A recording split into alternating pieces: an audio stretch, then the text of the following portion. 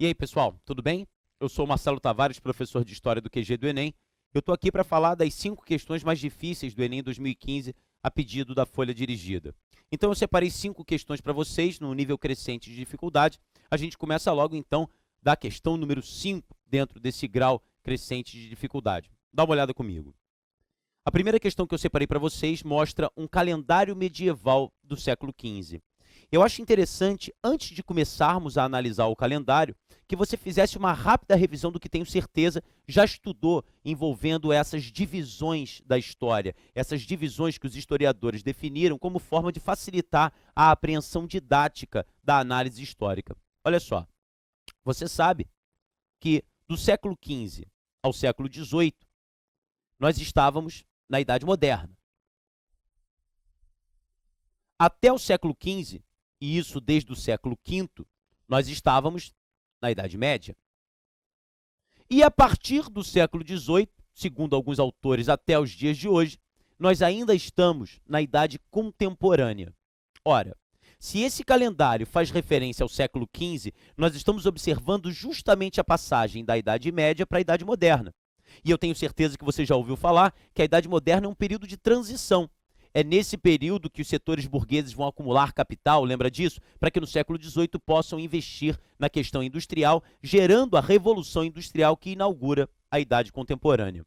Eu gosto muito de falar sobre essas questões mais esquemáticas, ou pelo menos mais metodológicas, porque quanto mais noção você tiver a respeito dessa passagem do tempo, mais facilmente você discute as questões que o Enem apresenta. Por que eu lembrei disso? A questão começa mostrando um calendário medieval. Vamos olhar de novo agora? Quando você olha para o calendário, o que chama a tua atenção é que cada figurinha, representando cada uma delas, um dos meses do ano, sempre mostra alguém tendo relação direta com a Terra. Então, a passagem do tempo, ela é vista quase que de uma maneira natural. Então, janeiro, graças à temperatura do janeiro, eu tenho uma determinada atividade. Fevereiro, da mesma forma em março, da mesma forma em abril. Isso significa, então, que os meses do ano e, consequentemente, as estações do ano é que vão definindo a minha relação de trabalho. O meu trabalho, portanto, ele é decorrente de uma ordem natural, cuja estação do ano define, portanto, aquilo que eu devo fazer naquele determinado momento com a Terra. Parece trivial, mas não é. Por que eu falei da Idade Contemporânea e da Revolução Industrial?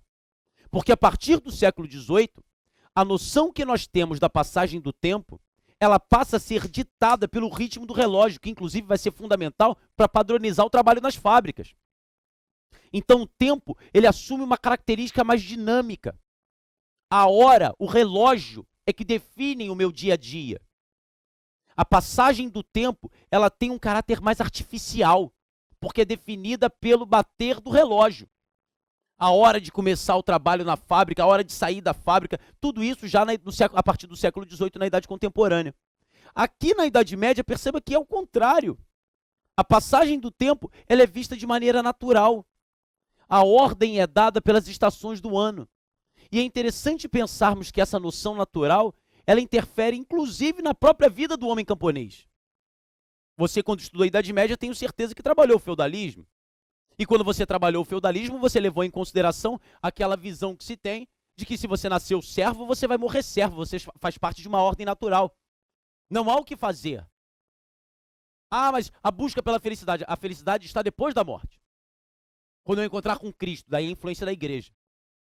A vida na terra é a vida do trabalho, porque Deus criou uma ordem natural e nessa ordem natural a minha função é trabalhar, pensa o servo. Então perceba que a todo momento a vida desse homem é regulada, definida e orientada pela passagem do ano e por ações que são vistas como naturais. É assim, porque Deus fez assim. É interessante pensarmos que na passagem da Idade Média para a Idade Moderna, você começa a perceber o avanço da lógica humanista, em que o homem começa a agir sobre a natureza e que a ordem natural das coisas passa a ser questionada.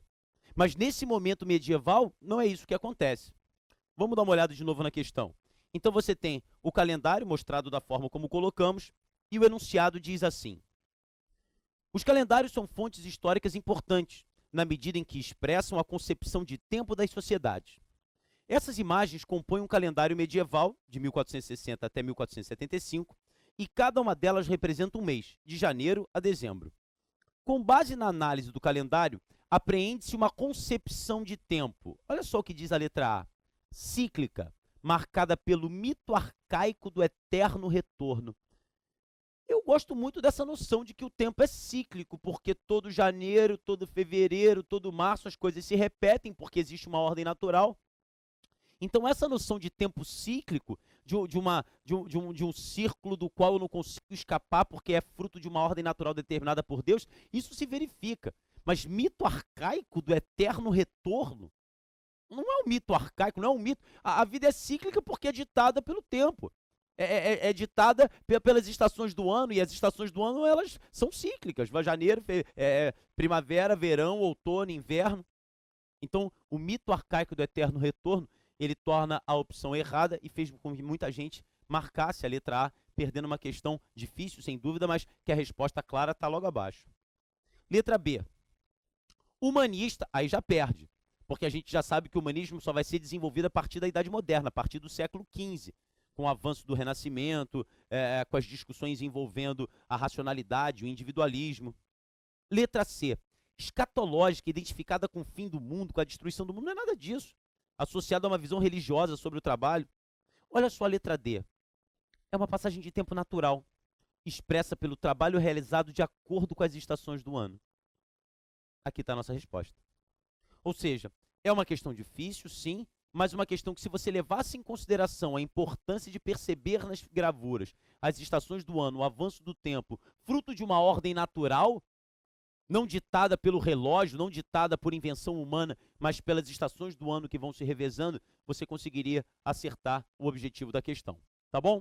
Daqui a pouco a gente se encontra, então, para a questão de número 4 dentro dessa ordem de dificuldade. Eu te vejo lá.